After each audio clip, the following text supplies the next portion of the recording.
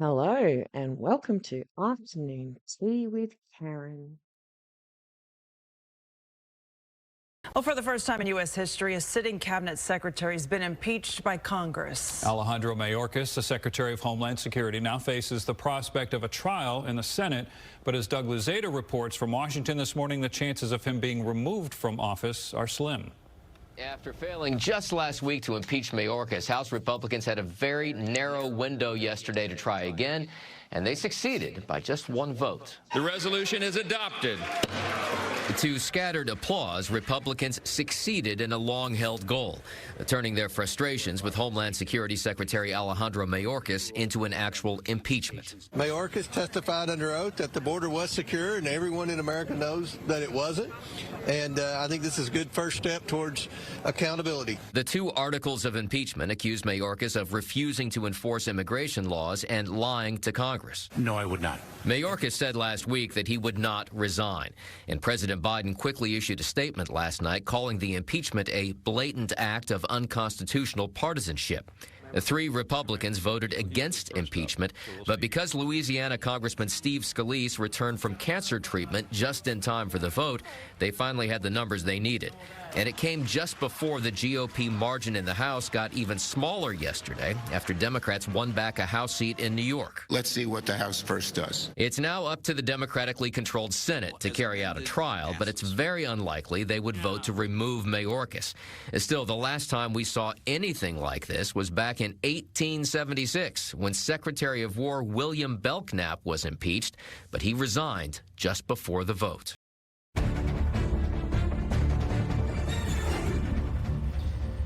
Welcome back. Well, illegal border crossings break a new record, with CBP reporting over 300,000 encounters in December, the highest month ever recorded. Yeah, and our next guest outlined in a new op-ed how it could be impacting your wallet. Todd Binsman is a senior fellow at the Center for Immigration Studies, and he joins us now. Todd, tell us how this crisis, which is a crisis that has been acknowledged almost by everyone except for the President of the United States, affects everyone's wallet. Well, for one thing, they're not just coming here on their own dime.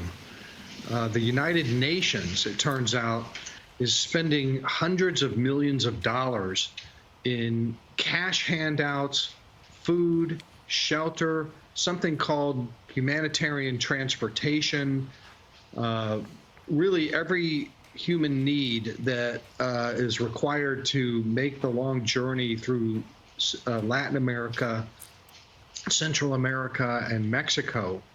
And who pays the UN? Who's the UN's major funder? It's the U.S. taxpayer is paying for this. How do we know this? Because there's a brand new budget document that the UN puts out for 2024. They're going to spend $1.6 billion to help 3 million illegal immigrants move through 17 different countries of Latin America and the Caribbean and Mexico. And that includes $370 million in cash cards, debit cards, $25 million in transportation assistance to help them move through. And the budget document also clearly shows that they are witting, that they know that these are illegal immigrants and that they are moving illegally through their own member states. And they're using 248 NGOs to help hand out the cash. So go ahead. Well, Todd, I was going to say, first of all, the UN is 0 for 2 with us this morning. But this money is supposed to go to legitimate asylum seekers. What's the vetting process like? That's a big mystery, but I've been down at the border. I've been to these weigh stations.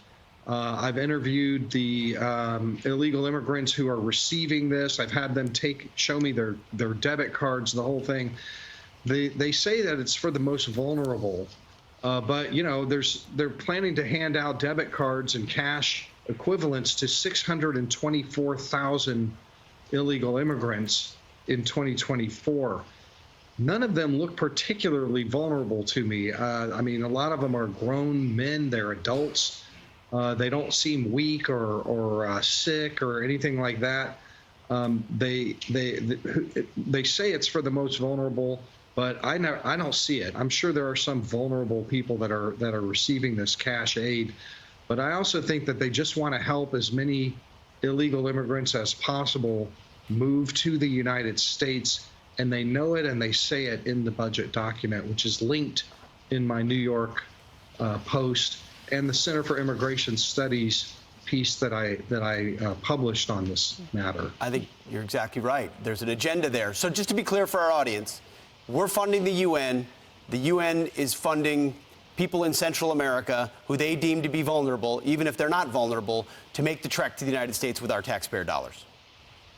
There's a little bit of irony there, yes. And some Republicans have been angry about this ever since it was revealed that we're just handing out all this cash along the way, that our United Nations is doing this.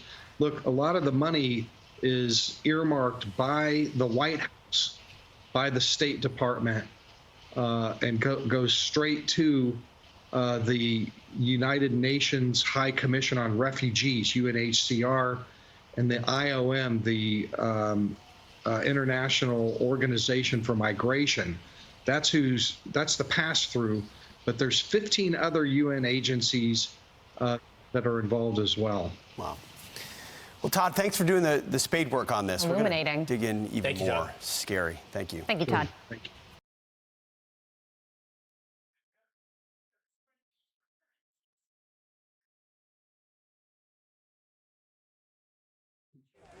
So I'm standing outside the United Nations office in Tapachula, Mexico, which is the farthest south Mexican city right on the Guatemalan border. And this is a crossroads for international immigration. What happens in Tapachula happens to the United States border. One of the things that is happening here and all along the migrant trail that led here and beyond all the way up to the border is that the United Nations is handing out cash and debit cards and rental assistance and movement assistance to immigrants to help sustain them on their road to El Norte. This happens to be a very busy office. A lot of these United Nations offices are in smaller communities, in shelters, but the people that are in this line right here happen to be Haitians and Africans and Cubans who have gotten their permission slips from the Mexicans to be here. The Mexicans are going to slow roll these people and try to keep them here for as long as they possibly can, in which case these people would maybe go home or go to a different country, but instead assistance from the UN may help them to sustain themselves. So what's happening here is that most of the people are going to be waiting in line and they're going to register for an appointment. It's not going to be an easy thing. It's going to take a long time. A lot of these people are complaining that they've been here for, days or weeks or even months without their United Nations debit cards, which is typically what they're going to get. And then each month that they're here, the United Nations will transfer an amount. It might be a couple of $100, it might be thousands of pesos, which is enough to sustain people for a month in rental assistance and food and that sort of thing. Tell me, what do you expect to get from this place? Bueno, me hablaron de una ayuda económica y estoy viendo la posibilidad de obtenerla. Once they get their appointment set, it could be a thumbs up or a thumbs down, but some percentage of these people will get this assistance. Republicans tend to criticize this kind of an arrangement as aiding and abetting and providing material support to illegal immigration to the U.S. border, because not one of these people will tell you anything other than that they're heading to the U.S. border either sooner or later. They're going to go there. But on the other hand, the UN people here would tell you that these people are coming with or without their help, and that this sort of assistance can sustain them against life-threatening hunger and illness and provide some level of security for them. But it is a growing controversy in the U.S. Congress. A group of 12 Republicans have already authored a bill to defund the United Nations because of this sort of aid that you see right here. I'm Todd Bensman with the Center for Immigration Studies in Tapachula, Mexico. And something from 6 years ago from the UN. Migrants spend about 85% of their income in the host country, and the 15% that they send home today represents $600 billion a year, about 450 of that going to developing countries. That amount is 3 times the amount of official development aid that wealthier countries send to developing countries. So the economic powerhouse that migrants are, I think, has to be nourished, and we have to capitalize on that force. Tengo el honor de declarar formalmente inaugurada esta reunión preparatoria del Pacto Mundial para una migración segura, ordenada y regular, haciendo votos por el mayor de los éxitos en los trabajos. Muchas gracias. And I think the question that has been raised often about whether this kind of compact would infringe on state sovereignty, this has been put to bed. This compact is based on a spirit of an agreement to cooperate. There's no question that member states have their prerogative, in fact, their responsibility to control their borders, to decide who comes into their countries under what terms. But what has come out of these meetings is that you cannot do that alone. Not a single member state can control the movement of people across international borders without cooperation from neighbors and farther away.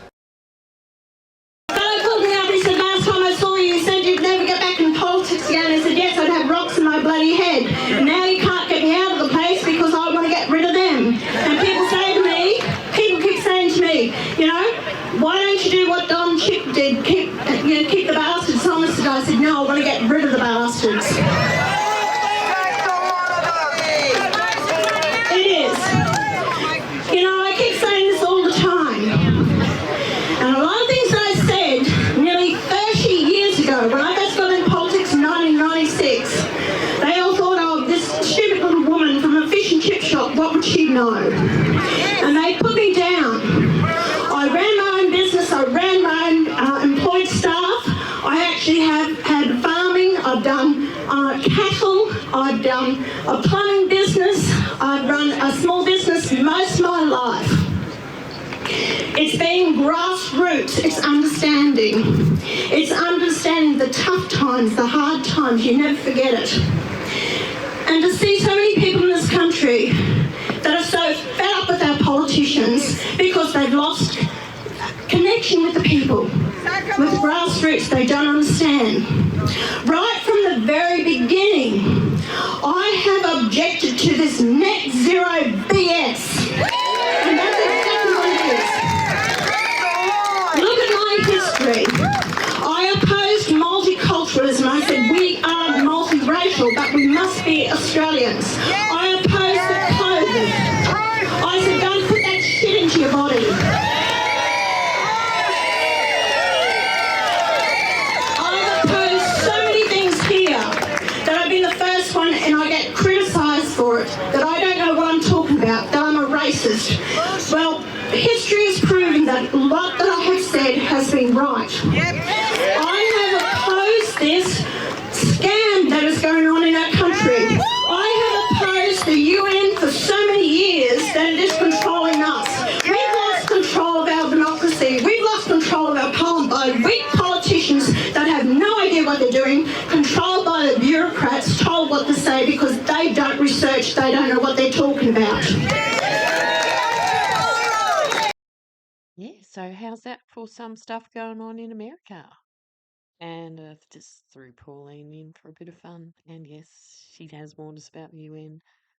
She's not the only one, is she? Anyway, see you later. Bye.